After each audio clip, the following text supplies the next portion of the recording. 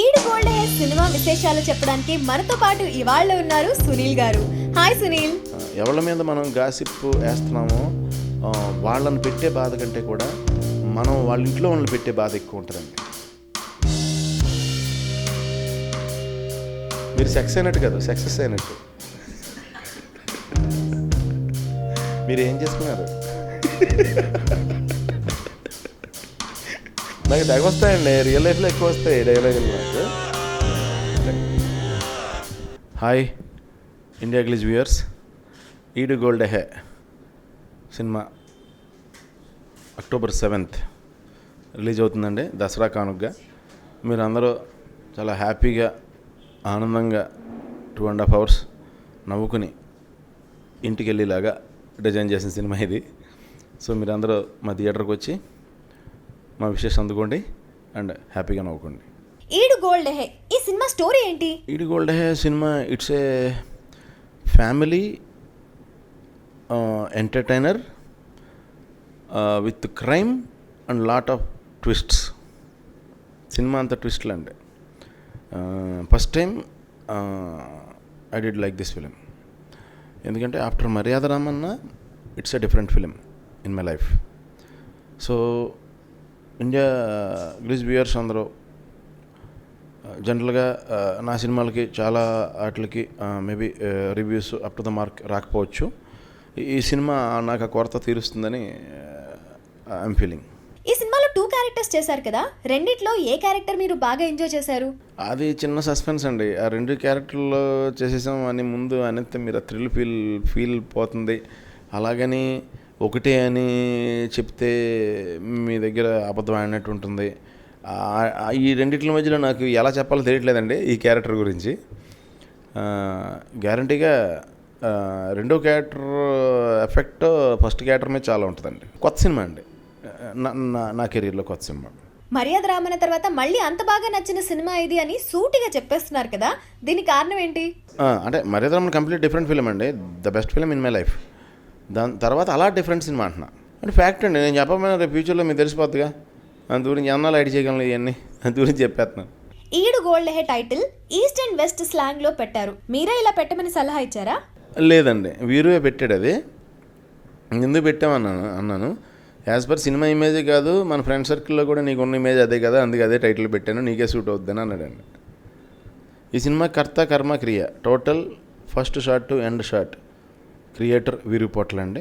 Fact అయితే after so many days నేను ఒక మంచి డైరెక్టర్ దగ్గర, క్రియేటివ్ డైరెక్టర్ దగ్గర యాక్ట్ చేశానండి.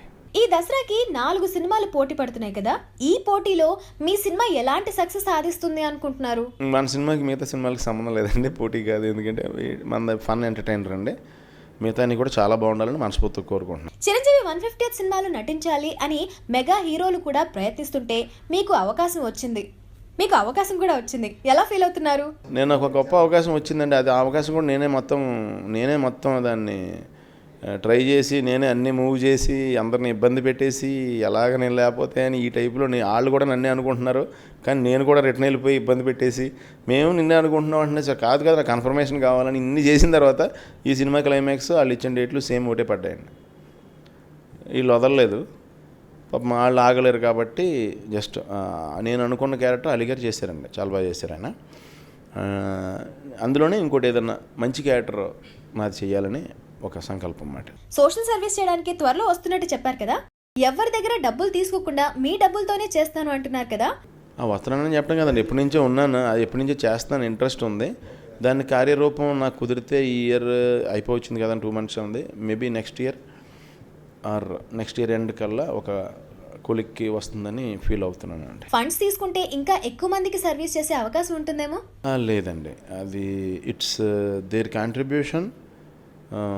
ఎవరి కాంట్రిబ్యూషన్ కూడా ఒకవేళ ఎవరికైనా ఏదైనా కాంట్రిబ్యూట్ చేయాలని అనుకుంటే దట్స్ దేర్ ఓన్ క్రెడిట్ అండి. అంటే ఎలా అంటే మనీ రూపంలో నో యాక్సెప్టెన్స్ అండి, మనీ తీసుకోవడం అనేది జరగదు. మనీ రూపంలో ఏదైనా ఎవరైతే మెంబర్స్ ఉన్నామో మేము మా ఓన్గా మేమే చేసుకోవాలనే సంకల్పం అండి ఈ విషయంలో. అది ఎవరికన్నా ఏదైనా ముందుకు వచ్చి కాంట్రిబ్యూట్ చేయాలని అనుకుంటే అది ఏదైనా వస్తు రూపంలో కానీ లేదా వాళ్ళకి డైరెక్ట్గా వాళ్ళ క్రెడిట్ మాకు కాదండి, వాళ్ళ క్రెడిట్ వాళ్ళే వచ్చి వాళ్ళు ఏం చేయాలనుకుంటున్నారో వాళ్ళే చేస్తే that's also on record on live మేము పెట్టాలని, వాళ్ళ అకౌంట్స్ ఆల్సో ఆన్లైన్ పెట్టాలని. గతంలో కమెడియన్గా చేశారు, ఇప్పుడు హీరోగా చేస్తున్నారు. మరి లైఫ్ ఎలా ఉంది? కమెడియన్గా చేసినప్పుడు చాలా ఫ్రీడమ్ ఉందండి. అంటే మనకి ఏ సినిమా అయినా స్టోరీకి సంబంధం లేకుండా టకటక జోకులు వేసుకుంటూ వెళ్ళిపోవచ్చు. ఇందులో స్టోరీలో మెయిన్ క్యారెక్టర్ అవడం వల్ల ఏంటంటే అవకాశం వచ్చినప్పుడు టకటక జోకులు వేసి తర్వాత సిచ్యువేషన్ మీద వెళ్ళాల్సి వస్తుందండి. యాజ్ ఏమంటారు క్యారెక్టర్ వైజ్. ఆ చిన్న ఇది తప్ప మిగతాన్ని. రెమ్యునరేషన్ పరంగా కమెడియన్గా బాగుందా, హీరోగా బాగుందా? నేను ఏ రోజుని రెమ్యునరేషన్ పరంగా నాకు కమెడియన్గా చాలా వస్తుందండి. ఫ్యాక్ట్ అయితే రెమ్యునరేషన్ పరంగా కమెడియన్గా సూపర్ సంపాదిస్తాను. ఒకే రోజు 5 షూటింగ్లు చేస్తాను కమెడియన్గా అయితే. రెమ్యునరేషన్ పరంగా హీరోగా ఏం రాదండి. ఫ్యాక్ట్ అయితే నా personal experience comparatively 2 things. All knows that also. అందరూ అంటూ ఉంటారు, చాలామంది హీరోలు కూడా నన్ను అంటుంటారు, లైక్ రవితేజ్ లాంటి వాళ్ళు నాకు బాగా క్లోజ్, వాళ్ళు కూడా అంటారు ఎందుకు అబ్బాయి బోళ్ళంత డబ్బు పోగొట్టేసుకున్నావు ఇదే అది అని అంటారు. నాకు అలాగేమి అంటే నేను ఫస్ట్ నుంచి డబ్బు మనకి బాగా లివ్ చేయడానికి, బాగా ఉండడానికి డబ్బు చాలా అవసరం అండి సొసైటీలో. అట్ ద సేమ్ టైం ఈ క్రియేటర్ అనేవాడికి, ఆర్టిస్ట్ అనేవాడికి ఆడికి అప్లాజ్ ఉంటుంది కదండి, దట్స్ ద మెయిన్. అది వస్తే డబ్బు ఆటోమేటిక్గా వస్తుందండి ఫ్యాక్ట్ అయితే. సో ఫస్ట్ నుంచి నేను మనీది ఎక్కువ ఇంపార్టెన్స్ ఇవ్వలేదండి. మీన్స్ మనీకి ఎంత ఇంపార్టెన్స్ ఇవ్వాలో అంత ఇచ్చానండి. మనీ కోసమే పని చేస్తాను అంటే ఈవెన్ నేను కమెడియన్గా చేసినప్పుడు కూడా జనరల్గా ఆర్టిస్ట్ ఎవరన్నా డబ్బులు ఇవ్వకపోతే డబ్బింగ్ చెప్పరండి. ఎందుకంటే డబ్బింగ్ తర్వాత అతనితో పని ఉండదు. సో అతని సిచ్యువేషన్లో ఏముండదు అందు గురించి నేను అది కూడా ఇప్పుడు ఎవరితో అనలేదండి. 12 ఇయర్స్గా నేను వచ్చిన పని డబ్బింగ్ నేను చెప్పేసుకునేవాడిని, నేను వెళ్ళిపోయేవాడిని. తర్వాత మేనేజర్ని ఫాలో చేయమని చెప్పేవాడిని ఆ మనీ ఏదైనా ఉంటే. సో నేను ఫస్ట్ ప్రయారిటీ వర్క్కి ఇచ్చానండి, తర్వాత ప్రయారిటీ మనీకి ఇచ్చాను ఫ్యాక్ట్ అయితే. సో కమెడియన్గానే బాగా సంపాదిస్తానండి. దీనికంటే ఇందులో ఏమి ఎక్స్ట్రా వచ్చేది ఏమి ఉండదండి. ఆ పేరు హీరో అని ఏదో పలుకుతూ ఉంటారు కానీ నాకు లొకేషన్ సేమ్ ఉంది, పీపుల్ సేమ్, డైరెక్టర్స్ అందరూ సేమ్, నాకు అన్నీ సేమే ఉన్నాయండి ఫ్యాక్ట్ అయితే. ఆ హీరో అనే పదం ఒకటి యాడ్ చేశారు అంతే. సునీల్ హీరోగా మారడం అనేది రాంగ్ స్టెప్ అని కొంతమంది అంటూ ఉన్నారు, మీరేమంటారు? ఇది అంటే ఏ స్టెప్ అయినా సరే సార్, ఇంకొకరి విషయమైనా మన విషయమైనా what is wrong what is right అనేది టిల్ క్లైమాక్స్ దాకా మనకు తెలియదండి, దేవుడికి తప్ప. అంటే బాగా వాళ్ళ తప్పేం లేదండి అలా అంటాం. ఎందుకంటే వాళ్ళు బాగా నేను ఎంటర్టైన్ చేశాను, బాగా నవ్వించాను కాబట్టి వాళ్ళు ఇంచక అన్న ఇటు ఉంటే బాగుంటుంది, మేము ఇంకా నవ్వుకోవచ్చు, వీక్లీ ఒక సినిమాలో కనపడతాడు అనే ఇదండి. అదే అండి, వీక్లీ ఒక సినిమాలో 4-5 సీన్లు కనపడుతూ ఉంటాను హాట్గా. ఇప్పుడు అంటే ఏంటంటే ఒకేసారి 3 నెలల తర్వాత ఆ 75 సీన్లు ఒక సినిమాలో కనపడతాను.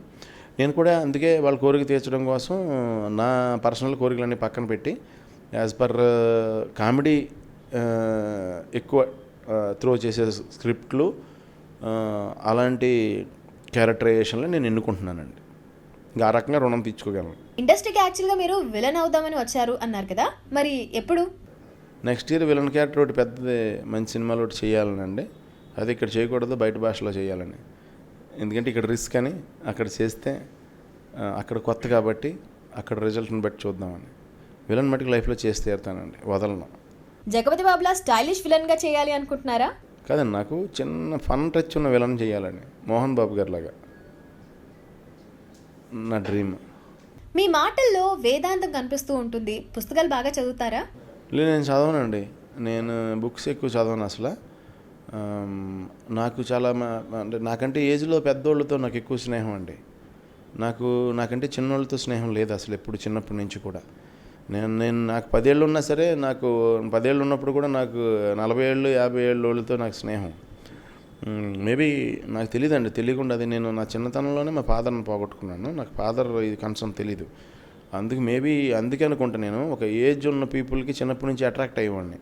సో ఆబ్వియస్గా సీనియర్ సిటిజన్స్కి తెలిసినంత they have that lot of experience. That's why వాళ్ళ దాంతో అందుకే నాలో కూడా ఎంత కమెడియన్ ఇది ఉన్నా తెలియకుండా వాళ్ళందరూ సాన్నిహిత్యం వల్ల, ఎక్కువ వాళ్ళ మాటలు వినటం వల్ల, జీవితంలో అనుభవాలు వినటం వల్ల ఏంటంటే తెలియకుండా నాలో చిన్న పెద్దరకం వచ్చేసిందండి చిన్నప్పటి నుంచే. కొంచెం అంటే వెకిలిగా ఉండనండి. అది వెకిలిగా ఎక్కడ ఉంటానంటే నాకు క్యారెక్టర్ ఇచ్చినప్పుడు యాక్షన్ అని కట్ట చెప్పే మధ్యలో వెకిలిగా ఉంటాను, కానీ జనరల్గా వెకిలిగా ఉండనండి మనిషిని బయట. అంటే సినిమాలో వేరు ఉంటానండి, బయట వేరు ఉంటాను ఫ్యాక్ట్ అయితే. మీ గురించి వచ్చే గాసిప్స్కి ఎలా రియాక్ట్ అవుతూ ఉంటారు? నేను గాసిప్స్ వాటికి వీటికి ఏంటంటే, ఇప్పుడు గాసిప్స్ వచ్చినా రాకపోయినా మనం పని చేయాలండి. నా ఇదేంటంటే, ఫస్ట్ ఎవరికన్నా గాసిప్స్ ఉన్నప్పుడు కొత్తలో చివుక్కుమంటుందండి, తర్వాత అలవాటు అయిపోద్ది, తర్వాత గాసిప్ రాకపోతే రావట్లేదు ఏంటని మనం మర్చిపోయారా అందరూ అనిపిస్తూ ఉంటుంది.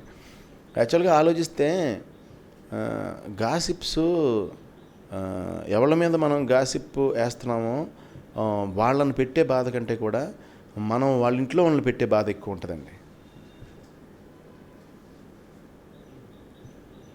నేను ఈ మనిషి గురించి ఆలోచిస్తున్నారు, కానీ ఎవరి గురించి అన్న ఏదైనా వేసేటప్పుడు ఒక హిందీలో అయితే అసలు గర్ల్స్ గురించి ఇష్టం వచ్చినట్టు వేస్తున్నారు కదా, అది మన సిస్టర్ విషయంలో వస్తేనే మన ఫ్యామిలీలో తెలుస్తుంది, వేరే వాళ్ళ విషయంలో వస్తే మన ఫ్యామిలీలో ఎలా తెలుస్తుంది అని నా ఫీలింగ్. అంటే హర్ట్ చేసేది ఏదైనా సరే ఎవరన్నా చేయడానికి నేను జనరల్గా ప్రోత్సహించను. ఇప్పుడు గాసిప్పులు గీసిప్పులు అట్లకి ఇట్లకి అన్నీ అంటే ఒకటి అర్థమైందండి. ఓకే, ఇక్కడ ఉన్న వరల్డ్ వేరు, బయట నుంచి మనకు కనపడే వరల్డ్ వేరు. So I suppose to live in this world. లేదు, బయట నుంచి కనపడే వరల్డ్ లాగా ఉండాలంటే ఇక్కడ నుంచి బయటకు వెళ్ళిపోవాలి. సో దానికంటే ఇక్కడ ఉండటమే బెటర్ అనిపించి నేను అది పెద్ద ఎవరి ఇష్టం వాళ్ళదండి.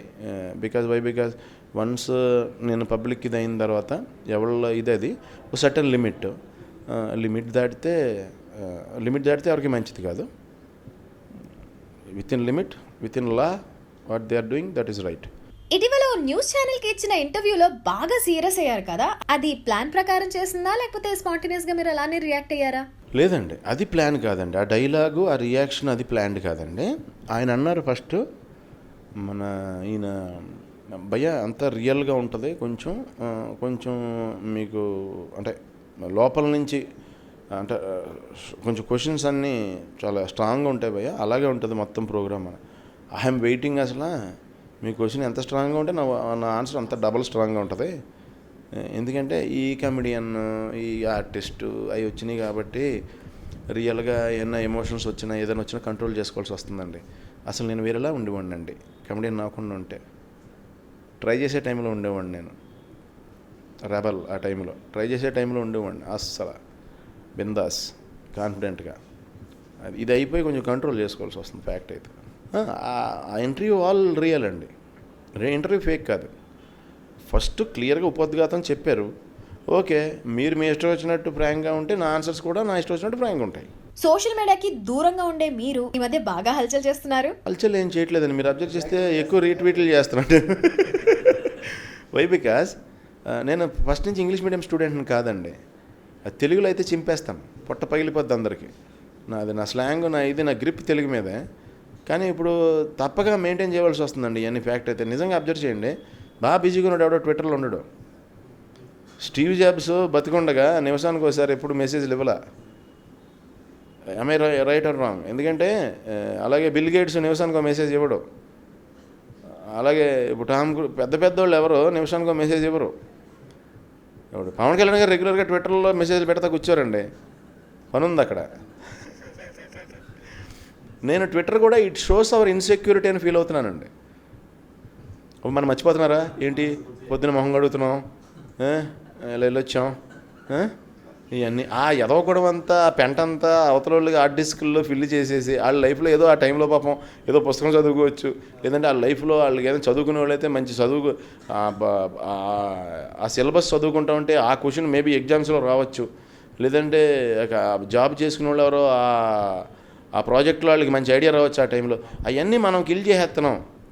మేము తోముకున్నామని చూడండి, మేము కడుక్కున్నామని చూడండి, నేను ఇలా ఉంటే ఇలాగా అంటే మామూలుగా అంతా ఫొటోస్ అంటే ఏంటిది అంటే అలాగే వైఫ్ అండ్ హస్బెండ్ ఇద్దరు గట్టిగా కౌగులించుకుంటే వాళ్ళ వైఫ్ అండ్ హస్బెండ్ ఇంట్లో చేసుకునేదే ఇప్పుడు ఇట్స్ నాట్ ఏ న్యూస్ కదా అందరికీ.